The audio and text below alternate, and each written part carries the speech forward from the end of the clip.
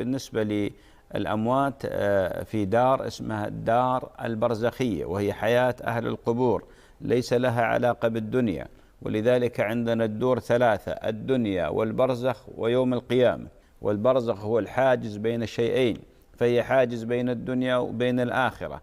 هذه الدار فيها الجزاء، القبر إما روضة من رياض الجنة أو حفرة من حفر النيران كما جاءت بذلك الأحاديث. بالنسبة للأموات لا يعلمون عن الأحياء شيء، وإنما يشعرون بأثر الدعاء، يشعرون بأثر الاستغفار، يشعرون بأثر الصدقة.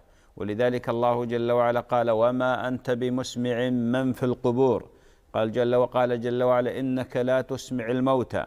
والصحابة تقرر عندهم بأن الأموات لا يسمعون، ولذلك أوردوا على النبي عليه الصلاة والسلام حينما خاطب قتلى قليب بدر، قالوا: يا رسول الله، كيف تكلم أناس قد أو جيف ماتوا؟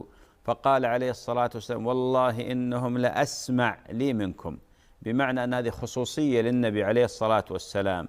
الأمر الثاني أختي الفاضلة، بالنسبة للنساء الراجح من أقوال أهل العلم أن المرأة لا تزور المقابر.